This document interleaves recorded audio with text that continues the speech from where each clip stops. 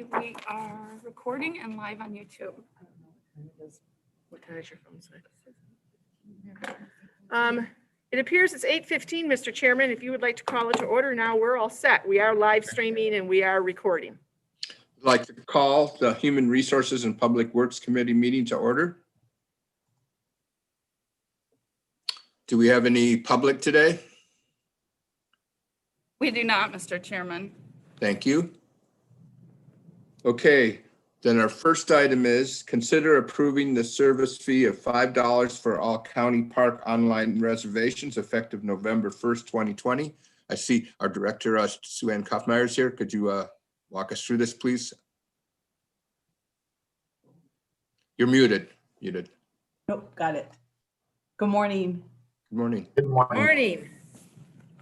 We have a new online reservation system with Civic Plus that we're trying to program and develop and get online by the end of this year.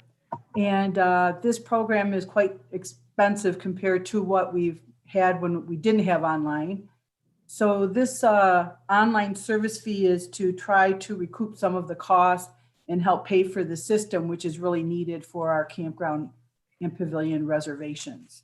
So after somebody makes a reservation online, they would be charged a service fee of $5. This is a fee of some sort is pretty common for online systems. And this is something that we would like to have as part of our online reservation system, as I said, to try to help and offset our costs for this program. We're paying approximately $7,000 a year, or will be, and to get the program underway has been about $8,000. So that is what this is for.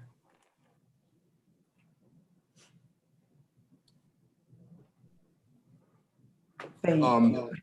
Do you think there's going to be an increase in reservations, Sue Ann? I don't know, we're pretty full. I mean, Coldwater has been pretty full. Herrick is goes up and down depending on the weather, but I do know that credit cards have gone up, credit card fees have gone up. And this, of course, would make, you need to pay then online. You would have to pay by credit card fee. And then our office staff is also utilizing this program. So if somebody calls to make a reservation, we're still utilizing the online reservation. There's no other option. It's to make it very streamlined and try to make it less involved for staff. We spend a lot of time, as you know, on campground reservations. So our hope is that, with the expense of the program and offsetting fee, it won't be too big of a hit for us to having this program. So we're looking forward to having a system that we don't have to touch every single, reservation. So it's just it's our last step, I guess, before we, of fees and charges for sure, that we would need to do this. And I don't know if you guys remember, but we were ready to go online or preparing to go online. We had 4 more trainings in March, and then we were going to be online April 23rd. But with COVID, we had to put this on hold. So it would be great if we can get this going, and we hope to be online by the end of the year. So How many reservations do you expect will have a service fee? So what's your estimated revenue from? well, we make our revenue is over $200,000. So it depends Right, I on. meant just from the service fee. To be honest, I don't know. I mean, So how many reservations do you normally have then, and that you think would be subject to the service fee? Well, we have, I hate to say it, but I just don't know, because the reservation fee is going to be set up where if I make a reservation and for 4 people and we all have the same number of days, I'm then just going to be charged that one-time fee. So we're not sure of what it will generate. We do know, though, that it will It's a really good question. I guess I could get that for you.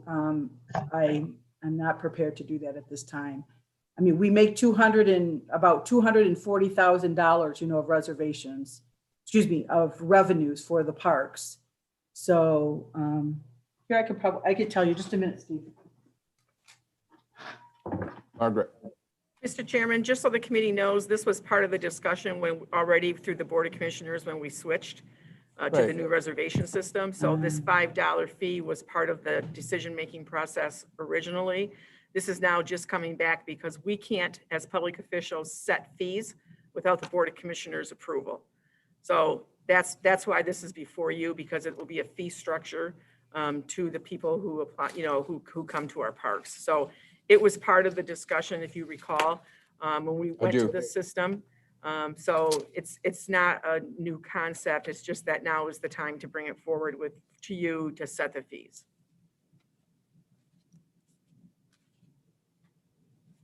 Commissioner Sweeney, I could provide a little bit of a breakdown. It's just a really hard thing to say because it depends if a person makes a reservation for one night or 5 nights.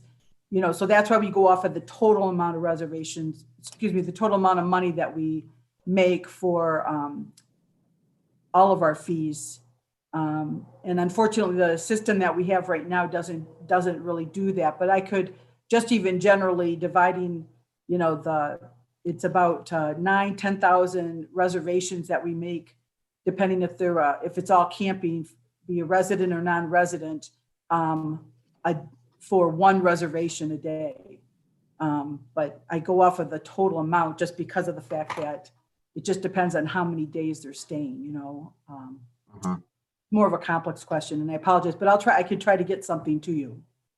Okay, I just, obviously seeing if we've considered that it will cover costs and of both credit card and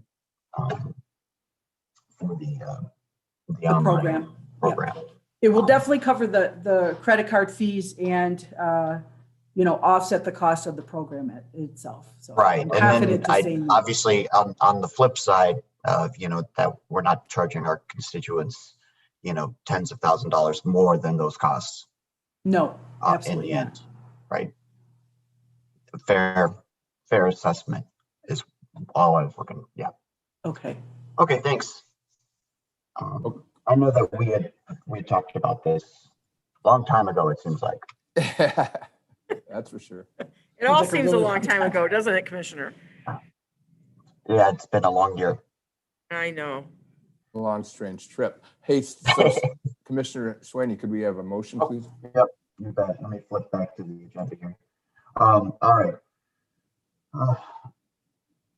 Move that we send the approval of the service fee at $5 for all county park online reservations effective November 1st, 2022, the work session next Tuesday. Second, it's been moved and seconded to forward item 3 to the regular and work sessions of the county commission next week. All those in favor signify by saying aye. Aye. Aye. Opposed, the same. The motion carries. The item will be forwarded. Okay, we're gonna Thank you. thank you, Sue Ann. Thanks, Yep, Duane. Thank you. Okay, our next item is consider approving delinquent water billing roll as submitted by the Board of Public Works, which constitutes delinquent service charges of 6 months or more as of September 1st, 2020 for properties within Lake Isabella Forest Number 2 subdivision, Village of Lake Isabella, Township of Sherman, County of Isabella, State of Michigan, and therefore constitutes a lien on the property as provided by the County of Isabella Ordinance Number 1 of 1975 as amended.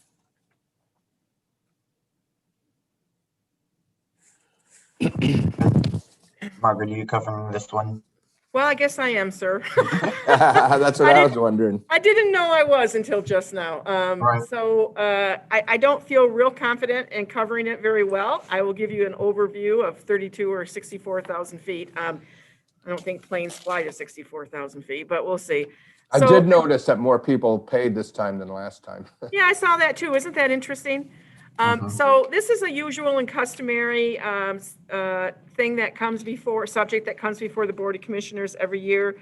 You know, we are responsible for the water system there. And what happens is that when folks don't pay their bills over a series of times, and those bills are added to their delinquent. So that's what this is. There's always a reporting of that. That is in your packet. And Right. we always have the same joke every year that why doesn't Calvin Johnson pay his bill? Because we always thought there was always the joke that was at the Detroit Lions football player. Well, no, it never was. And Calvin's not with the Detroit Lions anymore. So it's a moot Oh. point. But that's what that is. So I somewhat surprised that the drain commissioner or his person in charge of this isn't here, but I will contact them and ask them to be at the work session so that you can hear directly from them and address any questions you have directly from them. Or if you have questions today, I'm happy to take notes and get them to the drain commissioner for you. No, I failed at remembering everything about this from last year, and because I'm sure I asked this question last year. Is this a process that we're starting for a lien, a foreclosure on property? What am I looking at here? I mean, I believe it could result in that. People don't usually pay it right away and Well, we can't do that, Commissioner. The treasurer would do that down the road. right. Yes. So this is starting that process. I think what happens, frankly, from my understanding, and this is just my opinion, is that a lot of people just don't pay the monthly bill. Either they don't really have a residence where that water pipe comes out. You know, Right. they're thinking eventually they might, or they might have a travel trailer or whatever, occasionally use it. So I think that some folks just kind of let it ride. And then when they get that notice, pay it all at once. Right. I'll be honest, I don't know that there's ever been a foreclosure based on this. I'm not aware of that, but I necessarily wouldn't be aware of it. I don't remember ever hearing of one. I do remember that him saying that a lot of these were just plots Yes, with no buildings, and yes, that's why we see on a lot of them they're exactly the same fee because it's the yes, base fee for that. exactly so. They're just the lots and there's a pipe coming up. Right. Thank you, Margaret, for spending some time filling me in on my lack of knowledge or memory. Again, strange times. It's hard to get all the memories back, isn't it, sometimes? But I think you yeah, guys- that's for sure. I know. You guys have a good concept of it, though. Okay, then, could I have a motion on that, Commissioner Sweeney? I'll move to bring the delinquent water billing rule as submitted by the Board of Public Works or Margaret, which constitutes delinquent services charges for 6 months or more as of September 1st, 2020 for properties within Lake Isabella Forest, number 2 subdivision, village of Lake Isabella. County Right. Isabella, to the work session Tuesday. Support. It's been moved and supported to move item 4 to the regular session and work session of the County Commission next week. All those in favor signify by saying aye. Aye. Opposed, the same. The ayes carry. The motion will be forwarded. By the way, that's like $4,575.92 spread over 18 accounts. Yeah. Okay, thank you. Margaret? Yes, sir. I think that, I think item 5, which is the Drain Commissioner's annual report, Mhm. you should probably just move that to the work session, and I will again talk with the Drain Commissioner and request that he be present to give his report to the board. Right, that's a massive document. Yes, it is. It's a massive document. Okay, well, go Chair, ahead, Steve. I'll make a motion, move item number 5, Isabella County Drain Commission 2020 Annual Report to the work session next Tuesday. Support. It's been moved and supported to move item 5, remove the item 5 from this committee and consider it at the regular work session next week of the County Commission. All those in favor signify by saying aye. Aye. Opposed, the same. The motion carries. The item will be dealt with at the work session. Thank you. Okay. The next one is consider approving direct care worker wage pass-through documentation forms for the months of July, August, September 2020 for the $2 per hour temporary premium pay for the Commission on Aging direct care workers and authorize the board chair to sign the same. Sounds like good news, right, Jennifer? Yes, after Governor Whitmer signed into law the premium pay for direct care workers, Region 7 area agency on agent, reached out to us and let us know that they were receiving the funding and would pass it down to the agencies in their region for us to provide the $2 an hour premium pay for our direct care workers, which includes our personal care, respite care, and homemaking aides who go out into the homes. And this would be from July 1st through September 30th. Of this fiscal year. So we're very excited, and the money that they would reimburse us for would also include the payroll taxes that the county would have to pay with that as well. So they'll be reimbursing us not only for the $2 an hour premium wage, but also for the taxes that we incur as a result. And so I worked with Melissa and she was wonderful and helped us to come up with the amounts that we would need for each of the 3 months in order to make that happen. And we will have 10 of our employees at Commission on Aging, 9 part-time and 1 full-time, who would benefit from this premium pay. It's quite involved, isn't it? Backing out and finding what the payroll taxes are and adding them up and all that, right? Each I'm person. very thankful that we have such great staff and administration who can help us with that. So yes. So So these employees get basically back pay here. Correct. Yep, correct. And it will be for the direct care hours that they actually work with individuals. So we were able to pull that right from our records that when we bill, so this would be for the hours that they spend directly working with clients. Margaret? I would just like to clarify that, thank you, Jen, for your work on this, but I would like to clarify that the Melissa that Jennifer is referring to is Melissa Franquist of my staff and Emma Nieport of my staff too. Those two have done a tremendous job on all of these special, salary and wage situations that are coming down from the feds and the state during this pandemic. And also working out to make sure that your action last Tuesday night with the classification compensation study is going to take effect with this week's paycheck. And that is 172 employees that affected.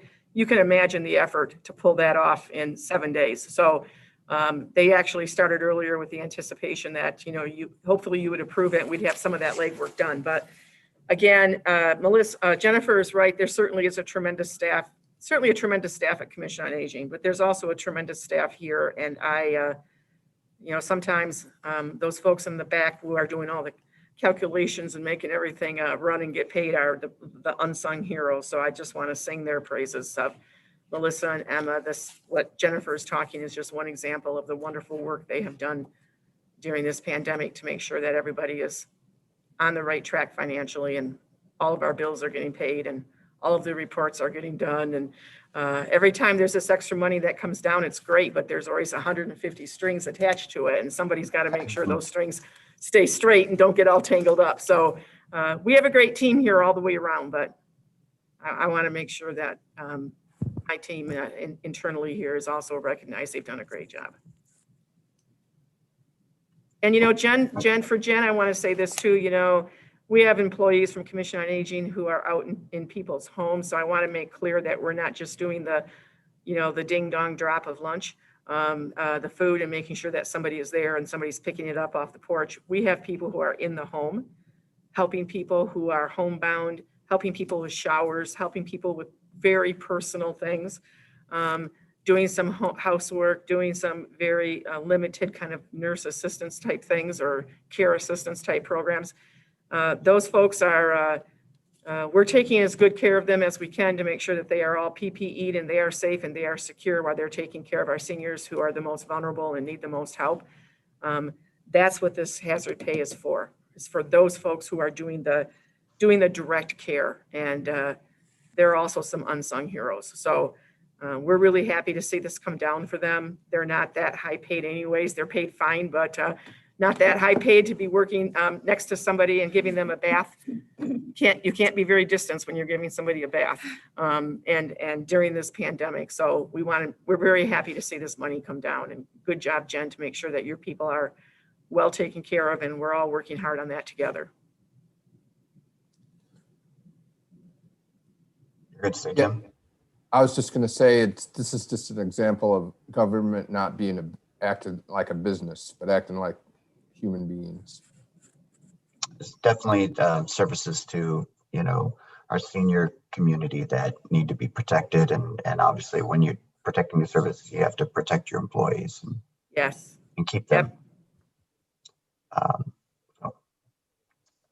So, that's it. We move this, make a motion to move item number 6, direct care worker wage pass through to documentation forms for the months of July, August, September 2020 for $2 per hour temporary premium pay for the Commission on Aging direct care workers to the work session next Tuesday. Second, it's been moved and supported to move item 6 to the regular regular and work sessions next week of the County Commission. All those in favor signify by saying aye. Aye. Aye. Opposed, the same. The ayes carry. The motion will be forwarded. Okay, and our last item today is consider approving the Medicare Improvement for Patients and Providers Act, MIPA, Beneficiary Outreach and Assistance Purchase of Service Agreement between Michigan Medicare Medicaid Assistance Program Incorporated, MAP, and Isabella County Commission on Aging, and authorize the board chair to sign the same. Okay, what do we have, Jen? So this is a purchase of service agreement that that I've brought to you for the last several years, and it's been going on for a lot longer than that. But this is between Commission on Aging and the Michigan Medicare Medicaid Assistance Program. And so with this program, we have 4 MAP trained counselors at Commission on Aging. 3 of our 3 caseworkers, managers, and then also our in-home services coordinator are all trained. And what they're able to do is help individuals who need assistance in filling out the Medicare subsidy applications. So there's the Medicare low income subsidy and then also the Medicare savings program. For every application we fill out, we receive $100 for every the low income subsidy, and then we receive $150 for every Medicare subsidy application. And so in the last year, just in our fiscal year 19, we processed 23 applications, and then we're able to receive $3,150 to the Commission on Aging for the work that our staff have done helping individuals complete these difficult and can be quite confusing and cumbersome applications. So we would love to be able to continue to keep assisting and then receiving these reimbursements while the money is available. I have a question for you that I just quite didn't understand. The subsidies for Part B supplements and all that. What does that mean? Do folks who qualify economically get help on paying their premium? Correct, Wow, I believe. that's cool. I'm not trained in the program, so I don't have a lot of information as far as exactly how you qualify or what you qualify for, but I do believe that it is based on income.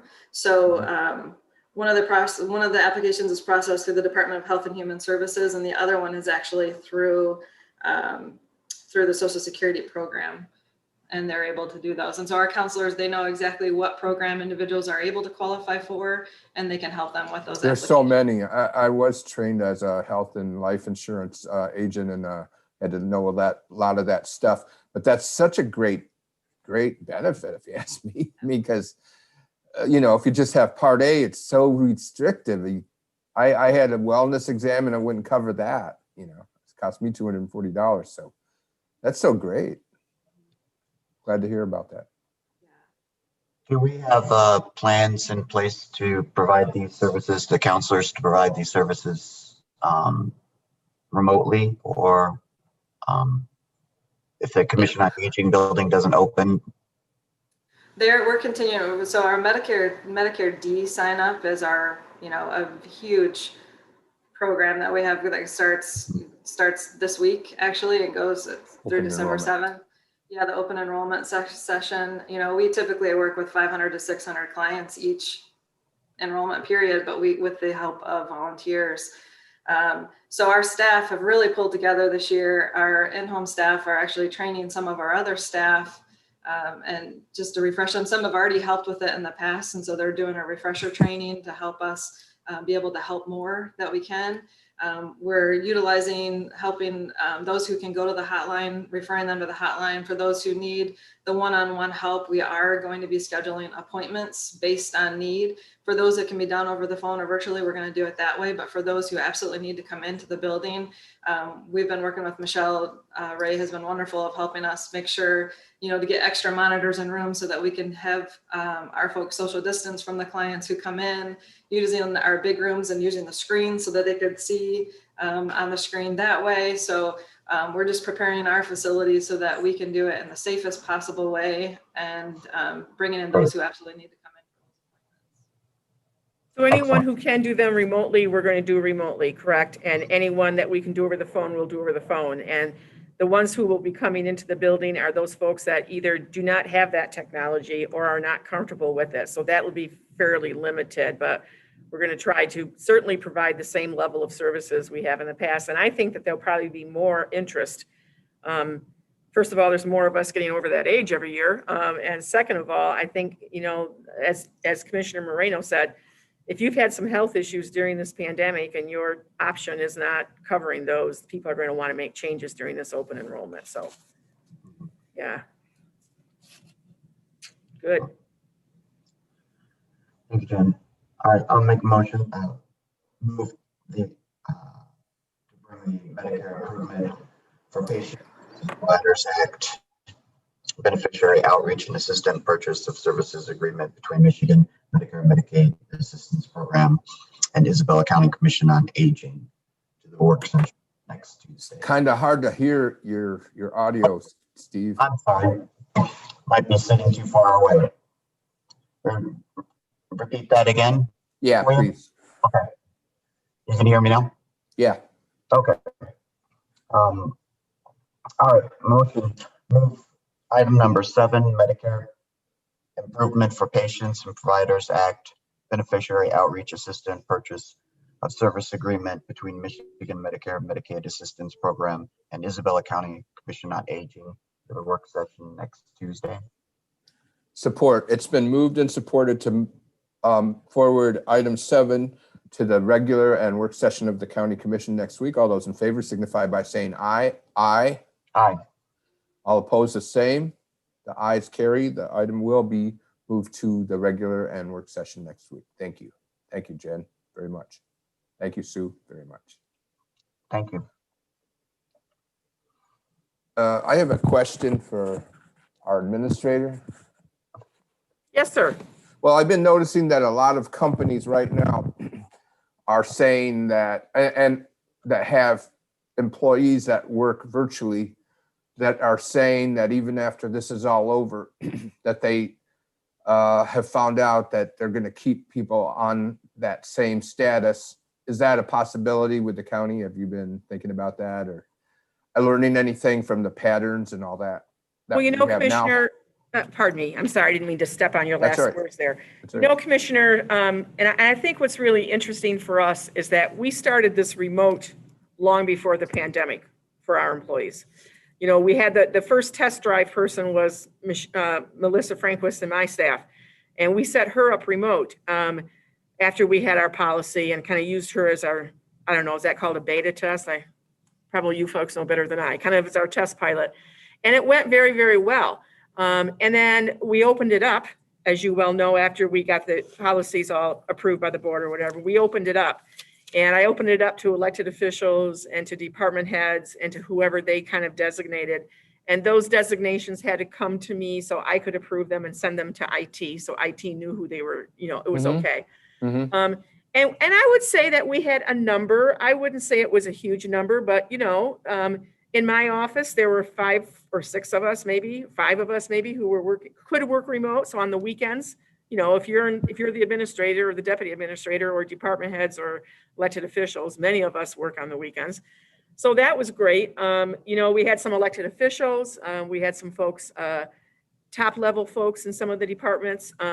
But once the pandemic hit and we started having all of this closed down, the remote access exploded for us. And during all this, and you'll note that it's in all of our policies and all of our procedures. And although I've missed a few weeks of work, you know what I'm going to say next, I'm sure, which is that we are going to promote remote.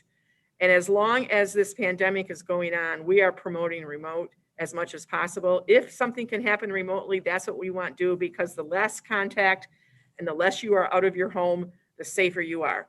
As we move forward, I hate to say when we're done through this, I don't know when that will be, but as we move Nobody does. forward, as we move forward, I will tell you that I always believed in remote.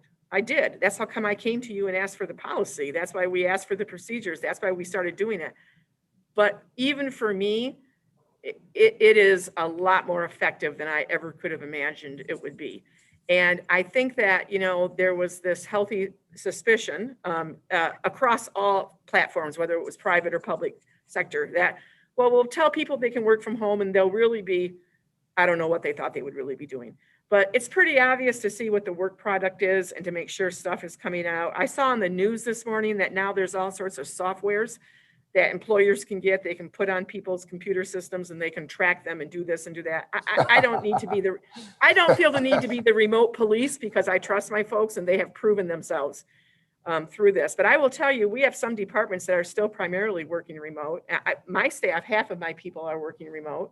I know of some other offices that are doing that. So as we move forward, I think this is the new normal. And I think what you're going to see across the private sector and the public sector is that the doubters about remote work have learned the lesson that you might want to be supportive and do whatever you can to make sure your people are as effective as possible remotely. And I think we should all do that. But I think it's the new normal, Commissioner. I was talking to a couple folks last week from large companies in the private sector in large cities in our state. And they were all talking about, they still don't have private sector offices. They don't have half or 3/4 of their people back. They're working remotely. And they're talking about they will remain doing that. And when you look at some of these big national and international companies, they're finding it more efficient and more cost effective. It's interesting what's going to happen to all the high-rise office buildings in some of our major metropolitan areas, because I think they're going to have dark floors and they're not going to be refilling them back up. But I have been very satisfied as an employer representative of the remote situation that we have had here. And yes, if it were up to me, I would certainly consider that. I'll continue to promote it through all the departments that report to me. Of course, the elected officials, you know, they have the right and the authority to manage their office as they see fit. So I don't know exactly what all they will do, although I do know one or two of the elected officials right now who their offices are primarily working remote. Of course, there's some things you can't do remotely, obviously, but as much as possible, I'm going to continue to recommend it and promote that and support that. Great. The only other piece that's really missing and it's really important is broadband. And that's been stalled for so long. So, you know, there are bills now about that. Yes, but yes. And that's again, really very important in this kind of shift. yes, it is. You know, it's certainly very important right now for the education of our children in the areas that don't have broadband. And I know that a lot of school districts were able to get, you know, air cards and other things for their kids and, you know, their laptops and send them home. And I give schools a lot of credit. It would be pretty hard to retool everything, but those, you know, the problem with those is that then you get the weak internet connections and then you have issues. And so broadband's an issue. Certainly it is an issue, particularly in our more rural areas. I agree with you. But I'm a big supporter of it, Commissioner. I was originally, but I am even more now. I think remote is a good thing. I miss seeing my people. I miss not seeing them every day, you know, in the hallways or whatever. But I will tell you, this Zoom platform has taken a lot of that away, because you still get to see people, you still get to react, you get to see their faces. I think that's such a great thing. You know, before we closed down, the week before we closed down, I had never heard of Zoom. And within the first 2 weeks after we closed down, I was probably having 20 meetings a week on Zoom. So it's been a great tool for us. Great. Anybody have anything else? I just want to say I'm so happy to be back. Great. I've missed the commissioners and this process. I certainly missed all of our employees, but I've been really back for about 4 weeks. I worked from home about 2.5 weeks before I came back, and I've been back. I think this might be the 3rd week I'm actually here, some. And I'm working remote a couple days a week too. I can do all my Zoom meetings there if I need to, but it is nice to be back. It's nice to see your faces and to be working with you. And, if you need anything as we move forward here, if you have any questions, you have myself, just call me and we'll chat about whatever it is we need to chat about or want to chat about. Anybody else have anything? If this legislation doesn't pass through, which I assume it will, do you think we could use the Commission on Aging for the meeting? Well, I will tell you that's already in the works. We've been working on that for about 2.5 weeks now. We would have a system to do that. The conversation we just had with Jen this morning that she was bringing people into the building was not a conversation she and I had yet. So that's going to change things a little bit. I'm going to be concerned now if we're bringing people into the building, how we'll sanitize in between things. But we're already talking about how we would do the meetings. We will not do the meetings in this room. At this point, we cannot socially distance you or the public or the Right. staff. So we're looking at other options. We're looking at sound systems. We're looking at all sorts of things. So I've got a little team working on it. I've talked to the chairman. I think that if we do that, we probably will not be pulling it off before the 2nd meeting in November. Maybe the 1st if we're lucky.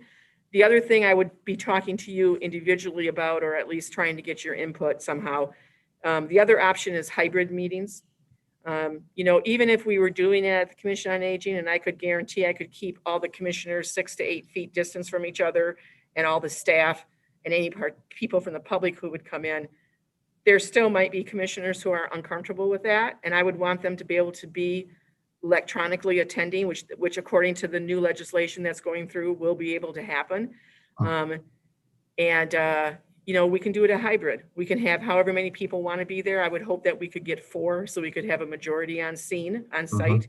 But we have to wait to see what bill actually passes and what the governor actually signs. But I think that there's more than one way to do that. And so, yeah, we're already looking at an alternative location. Excellent. Glad to hear we're always trying to keep our options available, even though we don't know what's going on in the future. We're trying, Commissioner. We're trying. Seems like a juggling act. Mhm. It is a juggling act. But it's, I don't know.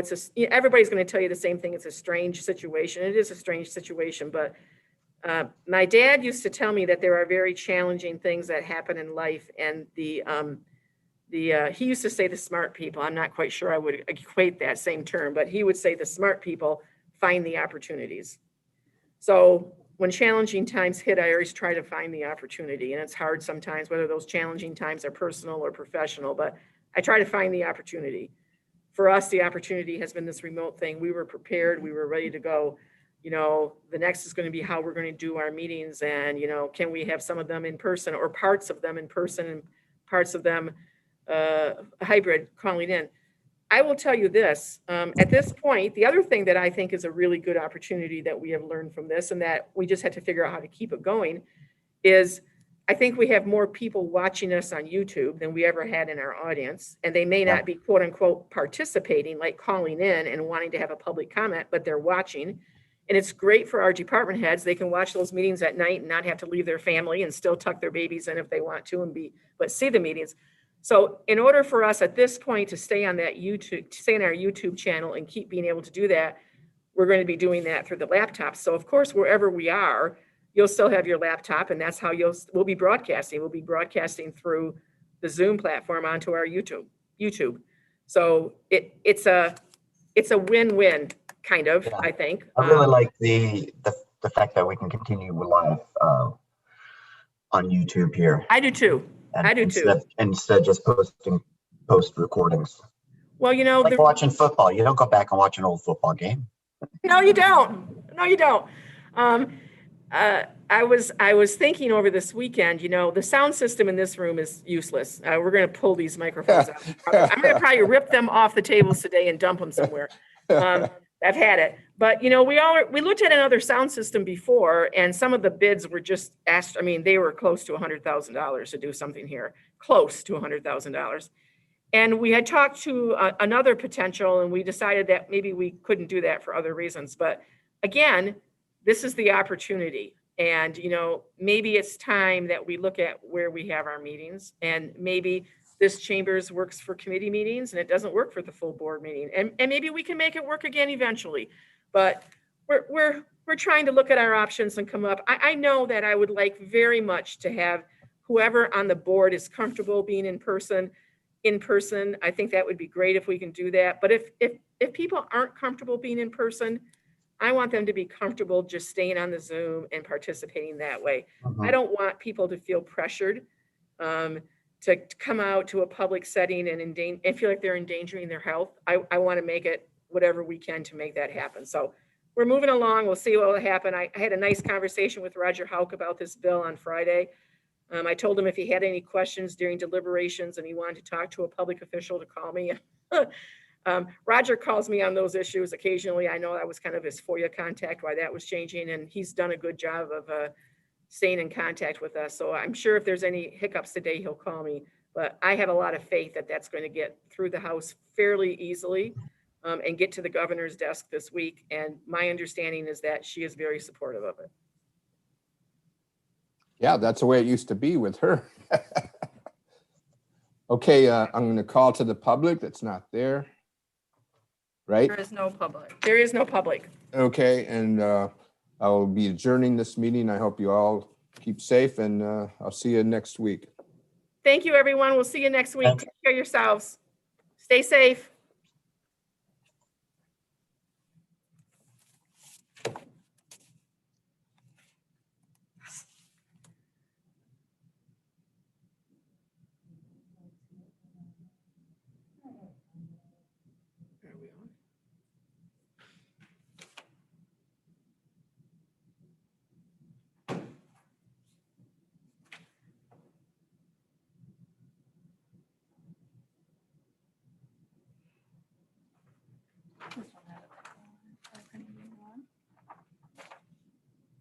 And then that's his updated status report.